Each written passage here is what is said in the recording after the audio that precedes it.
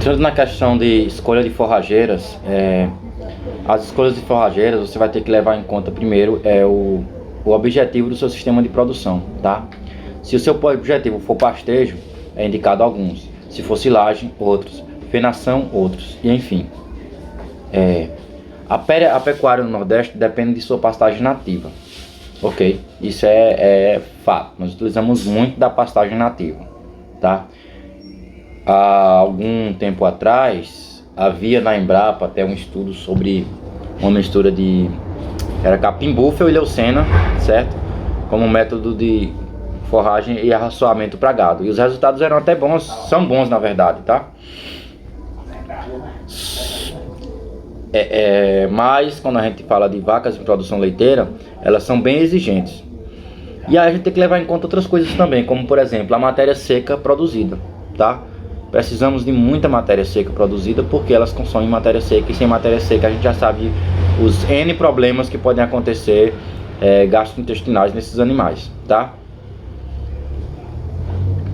E qual é o problema da gente utilizar só a pastagem nativa? O problema é que não tem como fazer um manejo totalmente adequado, o desempenho delas é baixo, né? Já que nós temos época seca que não tem praticamente pasto nativo, é aquele pasto cactoso, sem folha. Então a capacidade de suporte dela é reduzida, tá? Então, por mais que a gente possa utilizar a pastagem nativa para auxiliar na redução do desempenho da forragem na região Nordeste, existe um grande potencial para a produção animal, tá? Como assim, Alan? Está dizendo que a região Nordeste com a seca tem um grande potencial? Sim, temos. A gente pode utilizar muito bem pastagens cultivadas através de sistemas de irrigação, tá? Hoje em dia, praticamente todo local, todo município você obtém um poço, tá? E a manipulação do vegetal é mais fácil desde que você tenha um grupo técnico próximo, tá? Então qual é o ideal? O ideal para a região Nordeste sempre vai ser combinar a pastagem natural, a nativa, tá? Com o uso inteligente e racional das plantas forrageiras, tá?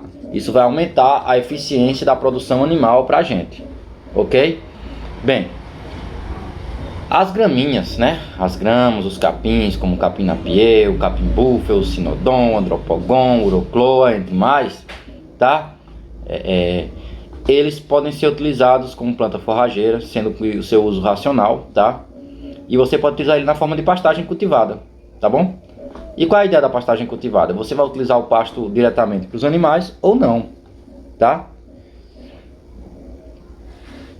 Eu gosto de indicar como uma boa opção para a formação de pastagens, para auxiliar no enriquecimento de pastagem nativa, a produção de feno, ok? E é interessante você utilizar o feno e pegar plantas boas, tá? Para a produção do feno, porque o feno é o que vai dar o suporte na época seca. Não só o feno como a silagem, tá? Cada um exigindo, é claro, suas especificidades. A gente sabe que o silo, ele necessita de um tempo de fermentação sem oxigênio naquela área onde ele vai ficar coberto ou ensilado. Existem vários tipos de silo, o silo cinta, o silo trincheira, que é o mais comum que eu vejo, tá? E isso vai de proprietário para proprietário. O que importa é você ter, na época de escassez, você ter como dar um suporte, tá? Um suporte técnico para a produção, ok? O capim andropogon e o corrente também são opções de uso para a formação de pastagens, tá? Para a formação do nosso banco de proteína do pastejo, tá?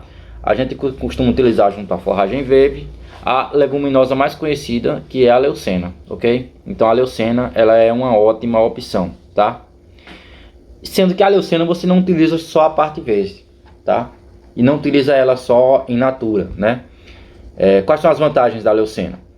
Vantagens da leucena, tá? Produção de sementes, produção de feno e silagem, silagem de gramíneas e enriquecimento da pastagem nativa, tá? Então você consegue, através dela, você consegue utilizar ela na produção de feno e silo, ela é boa. Você consegue aproveitar as sementes dela, ótimo. E ela serve para o enriquecimento da pastagem nativa. Você pode utilizar ela até com pasto nativo, não só com aquele pasto não nativo, né? A capineira. A formação da capineira também tem importância em qualquer sistema de produção pecuária, tá? Hoje em dia a gente consegue comprar muito mais fácil sementes, tá?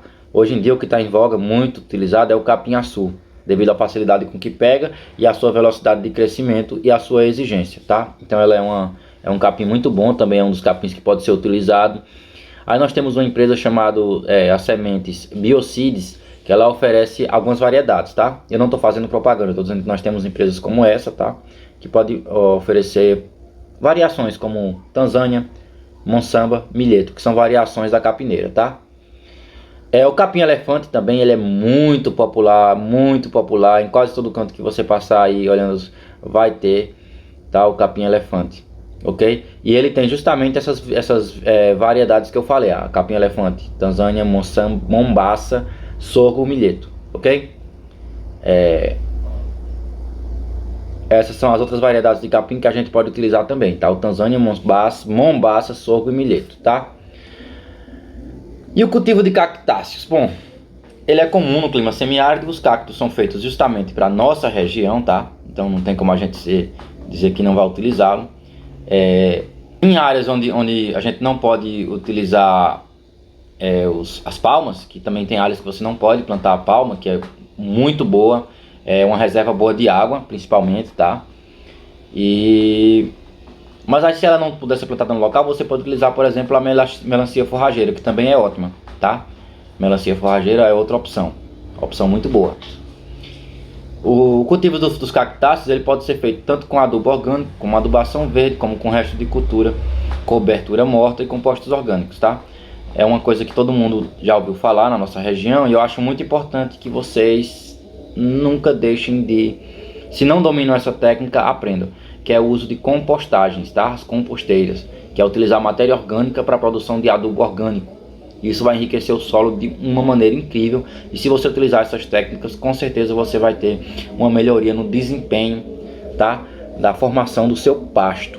E isso é ótimo, tá? Já as plantas forrageiras, elas podem ser utilizadas em vários tipos de sistema, né? Sistema intensivo, pode ser utilizado na produção de forragem, tá? E pode ser usado para produção de carne, e também podem ser utilizados muito bem para produção de leite, tá? Então ela é ótima para todas as linhas. Então, o que é que eu quis dizer com tudo isso? Bom, nós temos a plantação nativa. Pode ser utilizada? Pode. É a melhor opção? Não. Por quê? Porque você não consegue uma produção equitativa em termos de quantidade, né? As plantas do Nordeste, elas não são com uma folhagem muito alta, e elas são um pouco exigentes se você for produzir ela em grande escala, tá? Então elas não são realmente plantáveis, elas são nativas, são lá da gente. Na época chuvosa, ótimo. Na época de seca, só cacto, né? E aí você entraria com as gramíneas e as leguminosas, e as gramíneas e leguminosas vão fazer aquele papel incrível que é de deixar seu animal forte, sadio, e vai fazer com que ele tenha um ganho de peso melhor do que se ele receber apenas a de suporte, tá? E em matéria de nutrição, você tem que saber exatamente o que você espera do seu animal, né? Por exemplo, se meu animal está num período reprodutivo, então eu vou ter que dar mais energia para ele. Se é uma fêmea, dependendo da fase, eu vou dar mais energia, ok?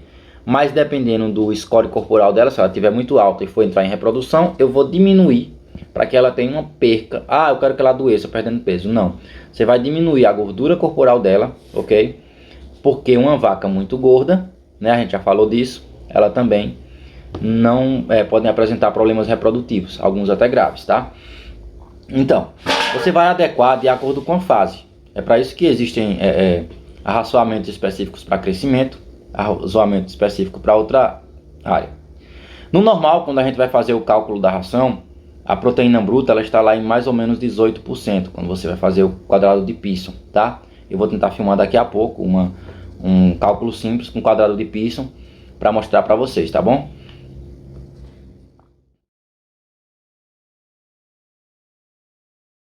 Agora, partindo para a parte que eu falei dos exercícios, eu vou colocar a imagem aí, como eu falei, né, vocês vão ficar ouvindo mais. Eu acho melhor visualizar aí o painel com o cálculo, e aí a gente vai aprender alguns pontos sobre o cálculo de ração para essas vacas leiteiras. Nós podemos dividir basicamente em 4 etapas.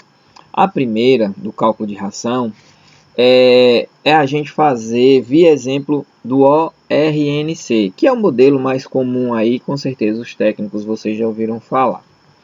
Mas vamos adiantar, qualquer coisa, se vocês tiverem dúvida nesse sentido, pode entrar em contato que eu explico melhor. Tanto eu quanto o Alan a gente vai estar disponível. Que essa ORNC é a tabela mais comum de exigência nutricional com relação aos animais. Que a gente precisa, né, calcular a ração de acordo com a necessidade nutricional dos animais.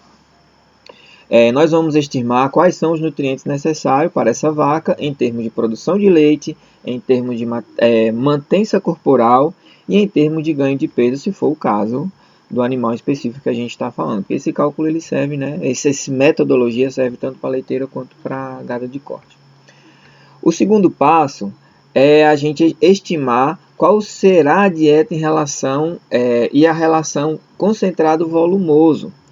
Lembrando uma coisa, lembrando que a ração é um ponto de vista técnico, que seria o quê? É aquilo que o animal ingere num período de 24 horas, somando o concentrado e o volumoso. O terceiro passo é definir qual é a proporção ou porcentagem que o volumoso precisa ter para essa vaca.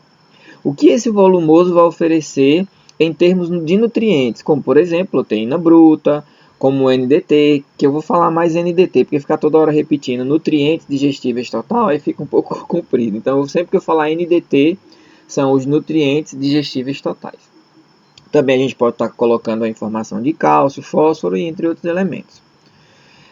E finalizar a quarta etapa seria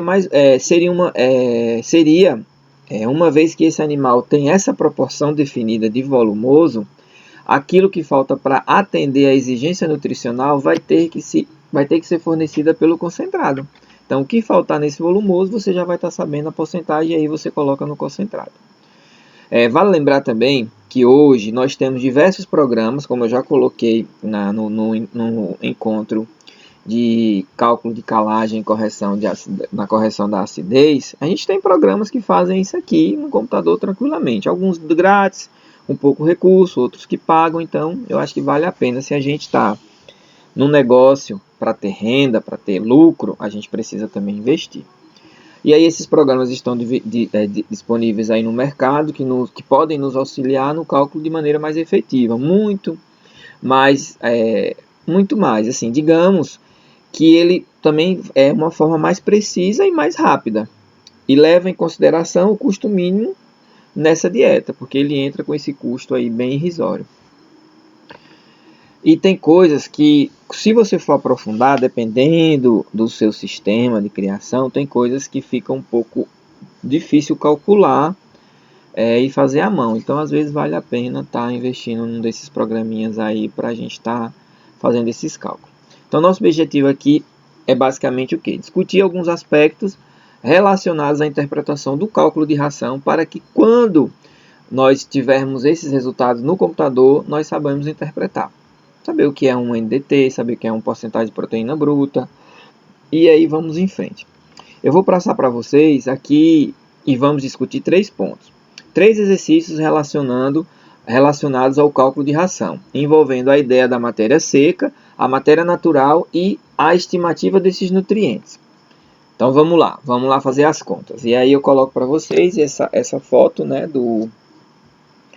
essa foto aí já com os cálculos todos formados e eu vou destacando cada parte. Eu já coloquei tudo feito e vou destacando cada parte. O primeiro exercício nos pede o quê? Vou colocar aí na tela. Qual o valor de NDT expressa em porcentagem da matéria seca de uma mistura à base de milho moído e farelo de soja contendo 22% de proteína bruta? Essa é a pergunta. Vamos lá responder. Então tá. De acordo com a tabela anterior, nosso primeiro exercício é o quê? Qual é o valor de NDT expresso em porcentagem da matéria seca de uma mistura à base de milho moído, farelo de soja, correspondendo a 22% de proteína bruta, não é isso? Então, bom, ele basicamente quer saber a porcentagem de NDT de uma mistura a partir da proteína. Então, no nosso caso aqui, nós vamos ter que fazer esse cálculo, tendo como referência a proteína bruta. Então, o modelo mais próximo para a gente poder trabalhar é o quadrado de Pearson. Então, botem esse nome aí. É um pouco diferente o nome, mas é isso aí, quadrado de Pearson. Alguns de vocês devem saber. Se não, o pessoal da CR, os técnicos aí, vocês já quando receberem a visita de alguém, já pergunta o que é quadrado de Pearson para ele explicar a vocês aí presencialmente. Mas eu acredito que vocês aqui ao final vão saber mexer com isso. Nós vamos fazer o seguinte. Farelo de soja que tinha pedido no exercício, mais o milho moído, o farelo de soja tem 45% de proteína bruta, como está dizendo lá. O milho moído tem 8% de proteína bruta. Nós queremos balancear essa mistura para 22% de proteína bruta. Então, a gente não quer a proteína bruta somente do farelo e nem quer a proteína somente do milho, porque se você restringir ao alimento do seu animal a apenas um tipo de alimento, não pode. A gente vai ter que fazer aquela relação lá, equilibrar a relação volumoso concentrado. Vocês bem sabem, né? Já pensou a gente comer a mesma coisa todo dia? Uma coisa só, um tipo de coisa? Não. Então, no quadrado de Pearson, nós temos a seguinte situação. Temos que fazer de forma cruzada. A diferença, no caso, a diferença é subtração. Sem sinal, não considera aí se dá negativo ou não. Não considera esse sinal no qual seria essa medida. Não só de farelo de soja, como também no milho moído. Desconsidera se der número negativo, considera ele positivo. Então, se nós fizermos aqui 45 menos 22, aqui vai dar 23. 8 menos 22, aqui vai dar 14. Somando esses dois valores, o total aqui será 37. A partir de agora, nós temos que achar qual é a quantidade de farelo de soja neste total. Então, nós temos aqui 37 partes, que é o total da mistura, isso seria 100%. Qual é a porcentagem do farelo de soja nessa mistura? Aí deu 14. E aí, então, 14 é X. Esse X aqui vai ser igual a 38%. Então, puxamos esse valor aqui. A soja vai ter 38%. Lembrando que esse é 38% de matéria seca. O mesmo raciocínio a gente faz para o milho moído. Se 37 partes nós temos 100% de milho, parte de proteína bruta, em 23 isso aqui vai ser X. Esse X vai dar o valor igual a 62%. Lembrando então que é o seguinte, nós temos o somatório aqui igual a 100%. Se você somar o 62 com o 38%, vai dar 100%, que é fechar a nossa conta, né? Que é o total da ração. Quando eu falo 100%, pode ser 100% de 1 kg, 100% de 10 kg, 100% de 20 kg. O raciocínio é o mesmo. O que me diz esse raciocínio? Me diz que se eu fizer uma mistura de farelo de soja e milho moído buscando 22% de proteína bruta nessa mistura, sendo que o farelo de soja tem 45% de proteína bruta e o milho moído tem 8% de proteína bruta, para misturar esses dois, buscando um concentrado de 22% de proteína bruta, eu vou ter que adicionar 38% de farelo de soja e 62% de milho moído, dando um total de 100%. Como eu falei, não importa, a lógica é a mesma, se é 1 kg ou se é 10 mil kg. Então, 38% de soja quer dizer o quê? Que em 1 kg, 380 gramas tem que ser farelo de soja. E, o resto, para dar o 22% de proteína, então 620 gramas tem que ser de milho moído. Somando 380 gramas de farelo de soja e 620 gramas de farelo de milho, nós temos 1 kg de concentrado de uma mistura, né, uma mistura para esse animal. 1 kg nós vamos ter 22, nessa mistura nós vamos ter 22% de proteína bruta. Então resolvemos a metade aí. Agora sim, porque o exercício quer saber, na verdade, é quanto que essa mistura contendo 22% de proteína bruta vai oferecer o NDT.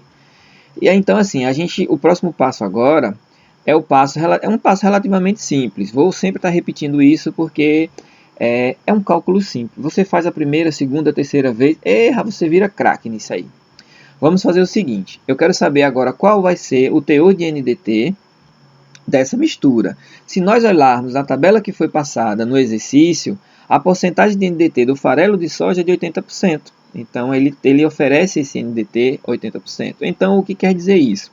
Quer dizer o seguinte, se nós colocarmos aqui 100% de farelo de soja, esse farelo de soja nos daria 80% de NDT. Só que a mistura não tem 100% de farelo de soja. tem 38% de farelo de soja. Então, assim, essa quantidade de farelo de soja vai me dar NDT igual a 30,4% de NDT. Isso é a mesma coisa que eu pegar essa porcentagem aqui de farelo de soja e multiplicar pelo percentual de NDT desse farelo, que é 80%. 80% é 0,8. E aí eu faço a multiplicação, que daria os mesmos 30,4% de NDT. Então aqui é uma forma de visualizar assim, de maneira mais clara, porque de repente algumas pessoas não conseguem visualizar porque eu fiz essa conta direto. Eu posso fazer um caminho mais longo ou um caminho mais curto, mas vai ser a mesma coisa. Seguindo o mesmo raciocínio, vamos fazer a mesma coisa do NDT, no farelo no milho moído. Se nós tivermos 100% de milho, esse milho puro teria, com a tabela que a gente passou no exercício, 85% de NDT. Só que eu não vou colocar 100% de milho, eu vou colocar 62%. Esse 62% vai ser igual a X.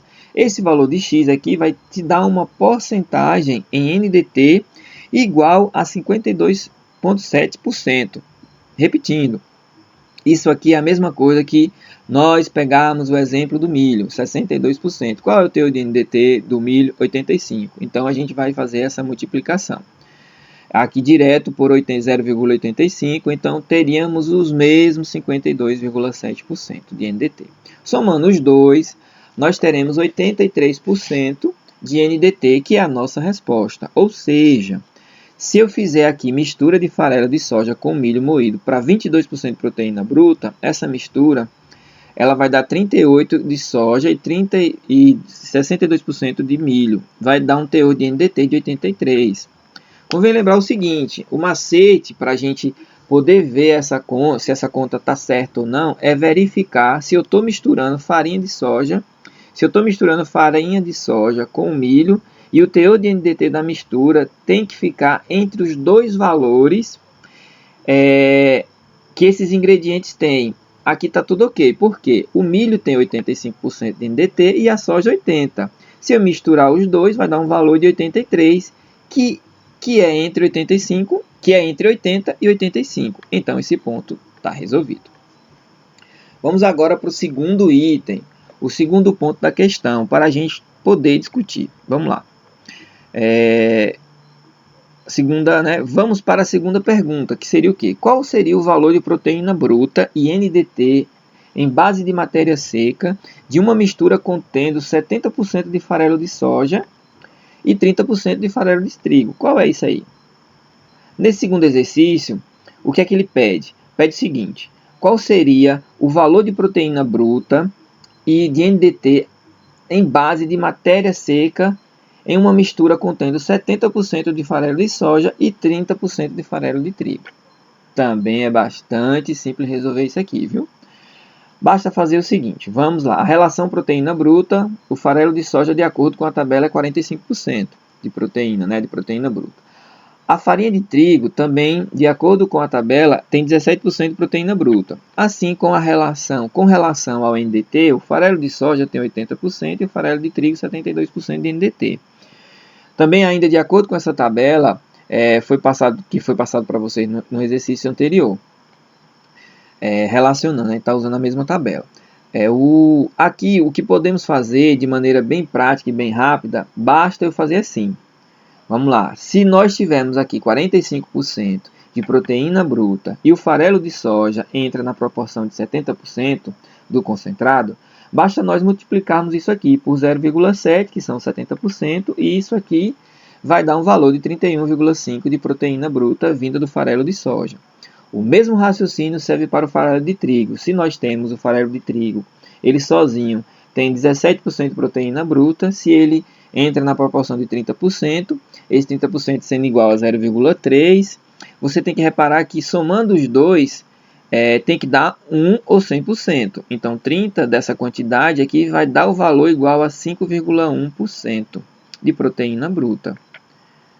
Ou não, 5,1 de proteína bruta. Vamos ver aqui. Cadê? Isso mesmo. A somatória, então, a gente pode definir o seguinte, que vamos poder definir aí o seguinte. Chega de beber um pouquinho de água aqui, peraí. Então, se eu misturar 70% do farelo de soja com 30% de farelo de trigo, nós teremos cerca de 36%, ou seja, 37% de proteína bruta na mistura desses farelos, né? Repare que 37 está entre 45 e 17, que é o valor dos extremos dos alimentos sozinho. Então, está basicamente no meio aí, que é o mesmo raciocínio para saber se a gente está fazendo certo. Esse raciocínio vai seguir para o NDT, o farelo de soja também, e farelo de soja também. Cadê aqui? Ele entra na mesma proporção de 70%, como está mostrando aí. Aqui a gente vai fazer esse 0,7, que seria 70% da soja, e aqui multiplicado por 0,6, que seria aí os 30% de farelo de trigo. Esses resultados vão dar o quê? Vão dar aqui 56% de NDT vindo do farelo de soja e 21,6% de NDT vindo do farelo de trigo. A somatória dos dois vai ser igual a 77,6, praticamente 77 de NDT. Quando eu misturo 70% de farelo de soja e 30% de farelo de trigo, eu vou ter essa proporção de 77% de NDT. A resposta seria do exercício o seguinte: se eu misturar 70% de farelo de soja com 30% de farelo de trigo, nós vamos ter uma mistura de 37% de proteína bruta e 77% de NDT. Essa é a resposta do exercício. Aí, então assim, vamos agora para o terceiro exercício, para a gente poder definir as interpretações desses dados, aí relacionando a nutrição e o cálculo de ração. A última pergunta seria o quê?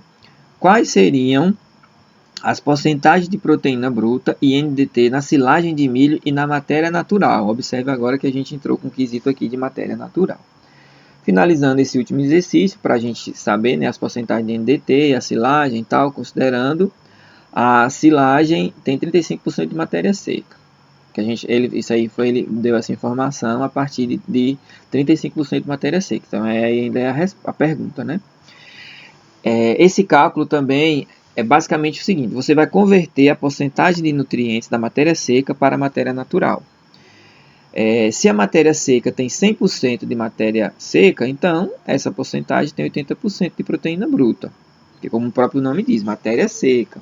Na matéria natural é diferente, porque tem apenas 35% de proteína seca. Qual será o valor então da proteína bruta? Se aqui diferencia o potencial de matéria seca, é isso aí que a gente vai achar. Esse cálculo aqui, para ser igual a 2,8 de proteína bruta na matéria natural, repare que quando nós fazemos a conversão de nutrientes de matéria seca para matéria natural, há uma diminuição considerável no valor. Por quê? Porque a matéria natural, que é o silo, a ensilagem, ali, né, porque o silo é o recipiente, a ensilagem é o produto, tem matéria seca, mais água e nutrientes. Estão presentes nisso aí. No caso da matéria seca, é só matéria seca e aí vem o valor, não entra a água e não entra esses outros nutrientes na questão do peso. Passando aqui no NDT, o raciocínio é muito parecido. Se essa silagem tem 61% de NDT em 100% de matéria seca, na matéria natural tem que tem 35% de matéria seca, nós vamos ter quanto de NDT? O valor aqui nesse cálculo vai ser de 21,35% de NDT na matéria natural, que a gente extraiu da tabela essa questão. Basicamente, qual é a conclusão que a gente chega? Toda vez que fizermos a conversão de nutrientes de matéria seca para a matéria natural, lembrem-se, vai haver diminuição na proporção desses valores. Isso é normal. Então, para concluir, a matéria natural de silagem de milho, essa silagem contendo 35% de matéria seca, ela vai ter então 2% de proteína bruta e 21% de NDT. E aí a gente fecha o raciocínio dos nossos exercícios e o que eu prometi para vocês estar fazendo esse cálculo. É o que eu disse, cálculo é mãozinha no lápis, mãozinha na caneta, no caderno. Vocês fazendo esses cálculos aí de acordo com o material que vocês têm, porque esses percentuais de matéria seca, de proteína bruta, de quantidade de NDT, tudo isso aí a literatura dá.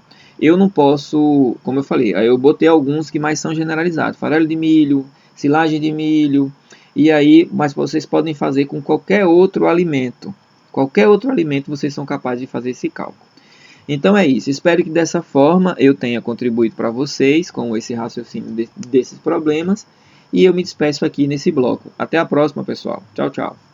A Teradistância é uma adaptação das atividades de assistência técnica e extensão rural do Bahia Produtiva, projeto do Governo do Estado da Bahia, por meio da Secretaria de Desenvolvimento Rural do Estado da Bahia, executado pela CAR, Companhia de Desenvolvimento e Ação Regional, com recursos provenientes de acordo de empréstimo com o Banco Mundial.